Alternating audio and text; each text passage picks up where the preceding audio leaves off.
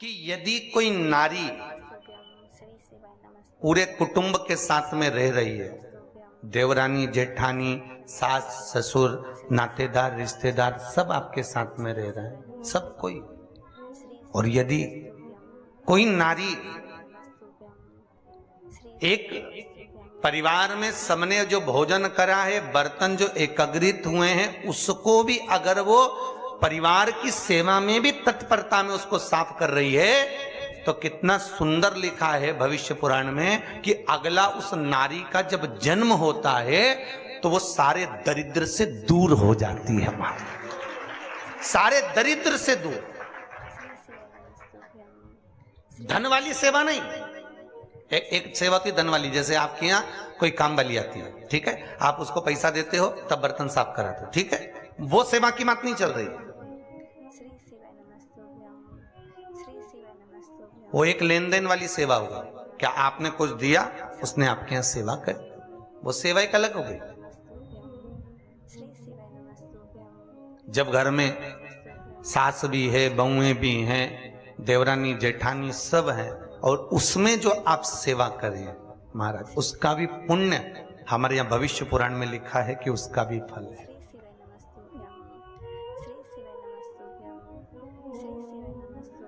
84 लाख योनियां मनुष्य को काटना है। कितनी योनियां? 84 लाख। गरुड़ पुराण में स्पष्ट किया गया चौथे अंश में कि 84 लाख योनियों में से 20 लाख योनि तो ये वृक्षों की होती है। काय की योनि है? ये पेड़, ये वृक्ष। 20 लाख योनि पेड़ों की, ये वृक्ष।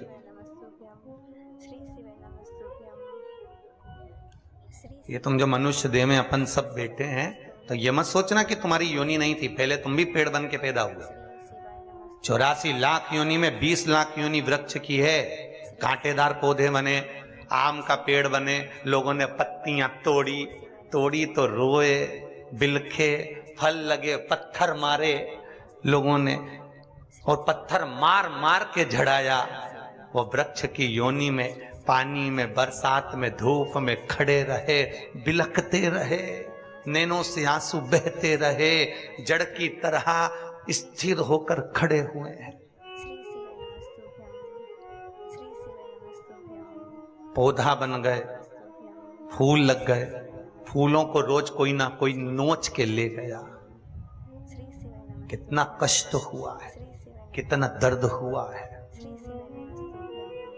84 लाख योनियों में से 20 लाख योनि वृक्ष और पौधे की है।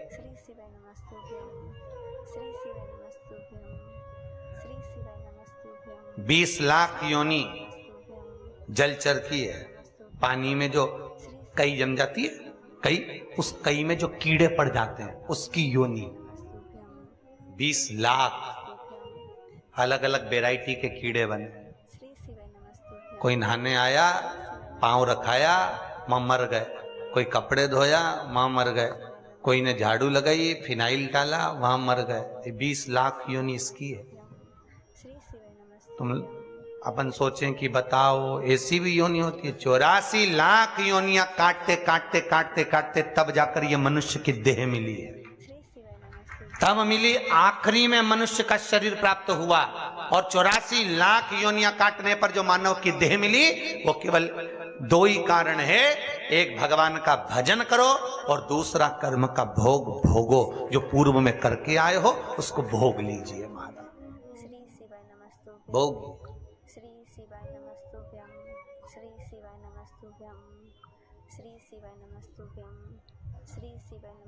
कितने लड़के देखे तुम्हारे लिए? अरे बोलो तो जरा जम के। कितने देखे, पर तुम्हारी किस्मत में यही भेरू लिखा था? अरे बोलो तो सही। और इनके लिए भी कितनी लड़कियां देखी साहब।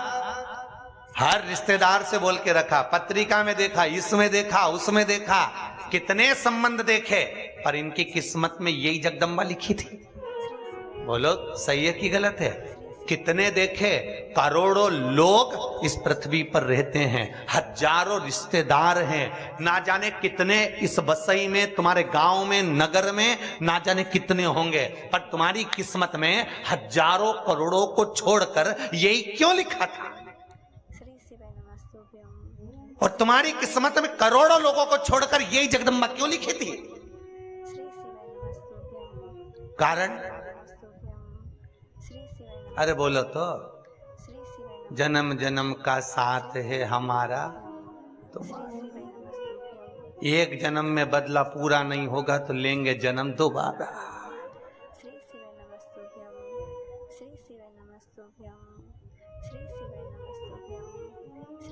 ये जो अपशब्द कहते हैं, ताने देते हैं, कहीं पति आपको कुछ कह देता है, कहीं पत्नी आपको कुछ कह देती है, ताने देते हैं, उसका केवल एक कारण है कि जो पूर्व में संग हुआ है, कहीं आपने इनका कुछ बिगाड़ा, कहीं इन्होंने आपका कुछ बिगाड़ा, तो आज भोग रहा है।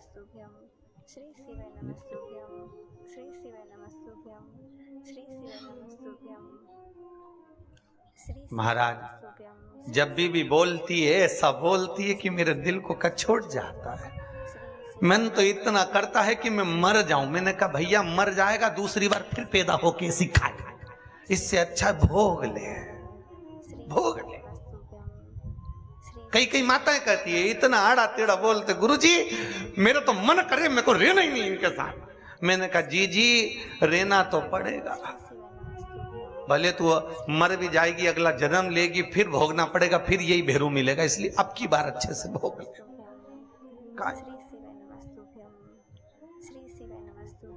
संबंध है, क्यों? मनुष्य का शरीर मिला है, जीवन मिला है, मानव की देह मिली है, और ये शरीर, ये देह भगवत भजन के लिए और भोगने के लिए मिली है। इसलिए फिर निवेदन करूंगा, मत बुरे कर्म कर बंदे वरना पछताएगा, भगवान की आंखों से तू बच नहीं, तू बच नहीं। एक दुकान पर सामान खरीदने जाओ तो लिखा होता है कैमरे की निगाह में हो। भगवान कहते हैं मैंने जब तुझे मां के गर्भ में भेजा था, उस दिन से लेकर तू मरेगा तब तक मेरी निगाह में रहेगा, तब तक तू मेरी निगाह में। कितना भजन कर रहा है, कितना स्मरण कर रहा है, कितना कीर्तन कर रहा है, कितनी श्वासें तूने भजन में लगाई है और कितनी श्वासें तूने भोग और विलास में लगाई है, ये उसको ज्ञात है।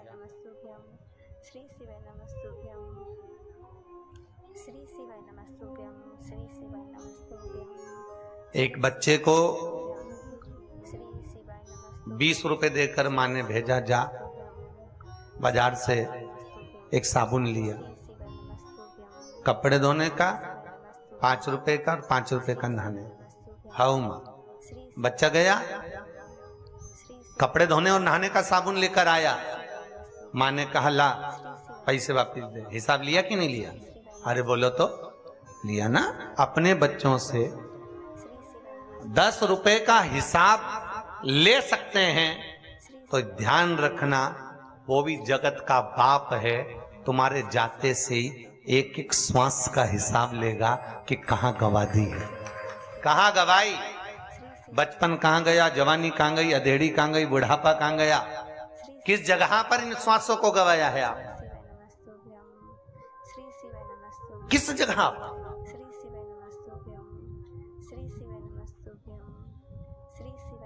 21,600 श्वास जो निकल रही है इस शरीर से प्रतिदिन, एक एक श्वास का हिसाब लेगा। खैर आपका तो कुछ नहीं बिगड़ना है, क्योंकि आप तो कह दोगे कि हमारे यहाँ कथा हुई थी तो हमने कथा सुनी, तो तुम तो बच गई। पर दिक्कत तो उसकी है नहीं, तेरा क्या होगा रे कालिया, दिक्कत तो वहां पड़ी, तुम्हारा तो ठीक है जो हुआ।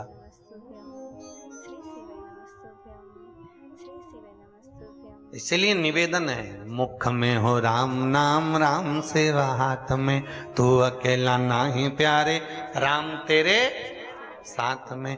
जिंदगी की बागडोर हाथ दीना नाथ के, वो महलों में राखे चाहे झोपड़ी का बांसुरी, ये उसके हाथ में।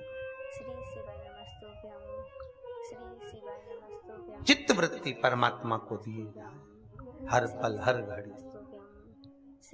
महाराज, भगवान से मांगना तो भक्ति मांगना, माया के चक्कर में मत पड़ना, क्योंकि भगवान अगर भक्ति दे देगा तो माया पति जब हमारे पीछे चले गए तो माया भी उनके पीछे चलेगी। मायापति अगर हमारे पीछे चल रहे हैं तो माया भी हमारे पीछे पीछे चलने वाली। अगर आपने भक्ति मांगी है तो, और यदि भक्ति नहीं मांगी, माया के चक्कर में पड़ गए, तो फिर वो आपके हाथ, फिर वो आपका ब्रह्म, आपका। महाराज शिव कथा कह रही, भगवान शंकर की पावन कथा कह रही। कल अपन ने कथा में श्रवण किया था कि भगवान आनंद कंद परमात्मा भक्ति का रसतत्व ग्रहण करने वाले भगवान शिव का मंगल विवाह हुआ है। मंगल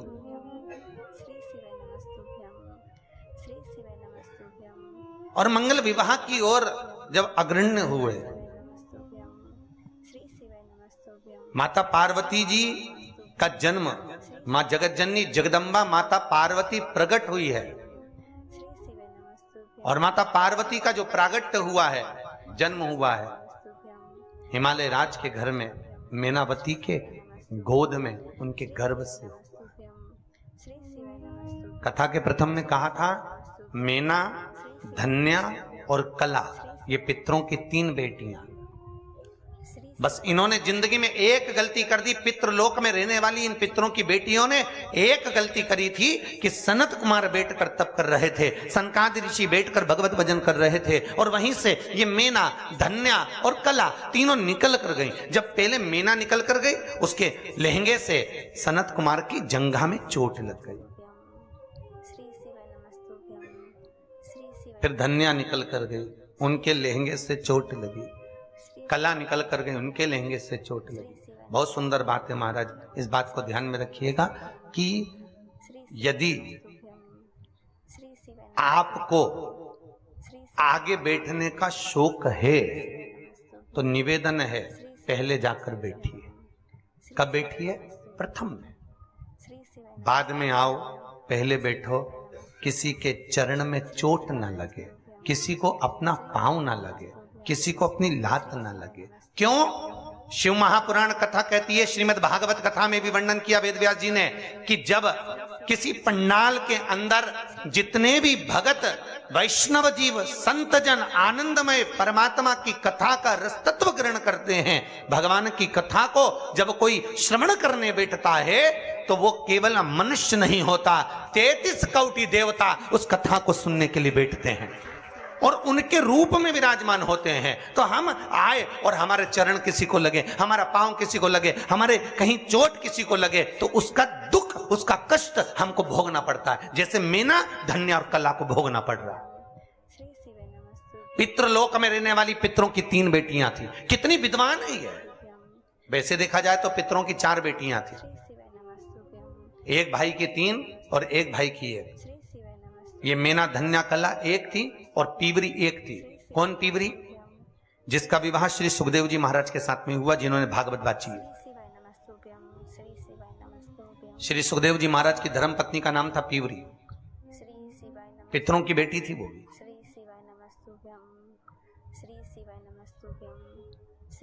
तो मैना निकल कर गई, फिर धन्या निकल कर गई, फिर कला निकल कर गई। उनके चरण की चोट, उनके चरण का प्रहार, उनके लहंगे का, वस्त्र का चोट सनत कुमार की जंघा पर लग गया।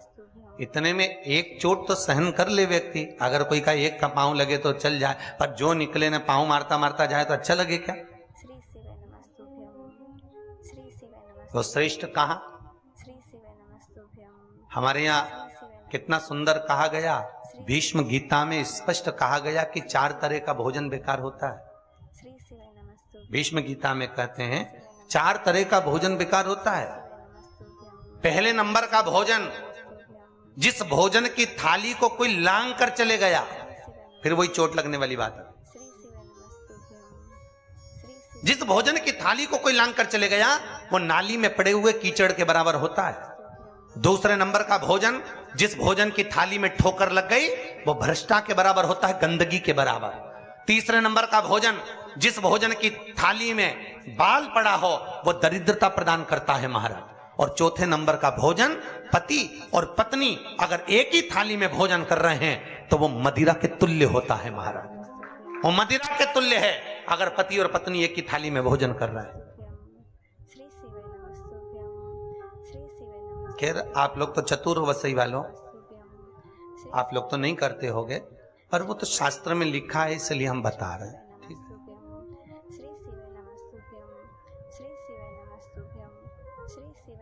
आप सब तो विद्वान हो, आपसे तो ये गलती नहीं होती होगी, फिर भी अगर कोई गलती कर रहे तो उसको सुलझाएं। कितना सुंदर लिखा है, अगर पति और पत्नी एक ही थाली में भोजन करें तो वो मदिरा के तुल्य होता है। और भीष्म गीता में कहा गया, पति के जीमने के बाद पत्नी अगर उसी थाली में जीम रही है तो चारों तीर्थों के प्रसाद से बड़ा महाप्रसाद होता है।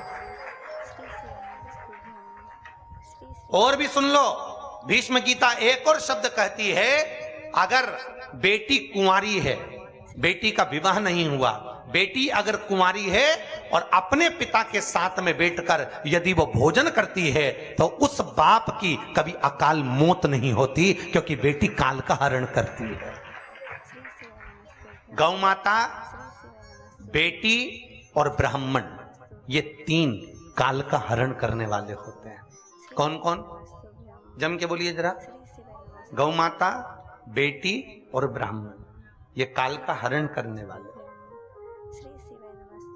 इनको देने से कभी नहीं घबराना। बहन बेटी आए तो उसको तुरंत कुछ ना कुछ दे दो, उसको देने से घबराना नहीं। बहन बेटियों को देने से कभी नहीं घबराना चाहिए, उससे घटता नहीं है, बढ़ता। और करे क्या, जब जब बहन बेटी आती है ना तो भाभीयों का मुंह भगोना हो जाता है। 4 दिन के लिए बहन बेटी आई, उतनी देर में तो भाभी का मुंह भगोना कब जाएगी। और तो और बच्चों पे चौकीदारी बढ़ जाती, बच्चों से कहते जा दादी के कमरे में बैठ जा, तो बच्चे कहते मम्मी तू तो बोलती थी हमेशा पढ़ने बैठ जा, पढ़ने बैठ जा, अब तो न तू कहती कि दादी के कमरे में बैठ जा। तो मम्मी बोलती जब तक बुआ यहाँ रहे तू दादी के कमरे में रहे। तो मम्मी दादी के कमरे में क्यों? दादी को देखते रहे बुआ को क्या क्या दे रही है, देखते। अब बच्चा दादी के कमरे में जाकर बैठ गया। अब दादी के कमरे में बैठा तो दादी ने भी उसको कहा जा पढ़ने बैठ, के नहीं बैठूंगा। अरे पढ़ने क्यों नहीं बैठता? नहीं बैठूंगा। बुलाऊं तेरी मम्मी को? बुला लो। उन्हीं ने कहा जब तक बुआ रहे जब तक यहीं रहे। कहीं कुछ अरे देने से नहीं घटता बाबा, कथा कह रही है, शास्त्र वर्णन कर रहा है, बहन बेटी को देने से घटता नहीं बढ़ता है, गौ माता को देने से घटता नहीं बढ़ता है, संत ब्राह्मण को देने से घटता नहीं बढ़ता है। पर इन तीनों के आने से लोगों का मुंह फूल जाता है। गाय आई तो डंडा लेके खड़ी हो गई, बताओ अब भी तो रोटी दी थी फिर आ गई। बहन बेटी आई तो मुंह फूल गया, कोई ब्राह्मण तुम्हारे यहाँ गया तो मुंह फूल गया, बताओ पंडित जी फिर आ गए, मतलब दक्षिणा देना पड़ा, अभी तो दी थी 15 दिन पहले फिर देना पड़ेगा।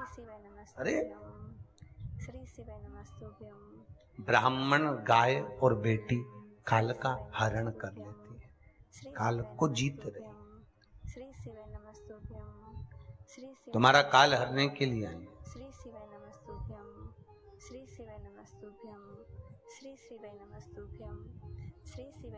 तो निवेदन है, अगर बेटी पिता के साथ में भोजन कर रही है तो उस बाप की अकाल मौत नहीं होती, काल को हरती।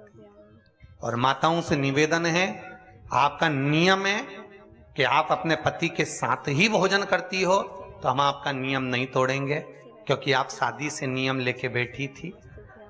पहली बार जब उसने टेबल पे तुमको गुलाब जामुन खवाई, तुमने उसको खवाई, उसी दिन से भ्रष्ट बाड़ा जो चालू हुआ था। तो हमारा तो केवल इतना सा निवेदन है, कथा के माध्यम से अगर थोड़ा सा सुधरना है तो सुधर जाओ, नहीं सुधरो तो सिधर जाओ, पर सुधरो, थोड़ा सा सुधरो। तुम्हारा एक साथ भोजन करने का नियम है, खूब प्रेम से करो, पर निवेदन इतना सा है, थाली 2 लगाओ। कितनी लगाओ? 2। एक आपकी एक उनकी, दोनों बैठ के पाओ, पर एक थाली में दोनों मत पाओ। एक थाली में दोनों नहीं, वो मदिरा के तुल्य होता है। हमने कहा जगदम्बा, शास्त्र उठाकर पढ़ ले, भीष्म गीता में लिखा हुआ है, पति पत्नी जब एक थाली में भोजन करते हैं तो उनमें प्रेम नहीं बढ़ता, पति के दिमाग में क्रोध बढ़ता है। भीष्म गीता में लिखा है। 4 दिन अगर पति पत्नी एक थाली में भोजन कर रहे हैं तो 5वें दिन या तो पत्नी का मुंह फूला दिखेगा या पति का मुंह फूला दिखेगा। हर 8 दिन के अंदर 2 दिन फूली भाई और फूला भाई मिलेगा।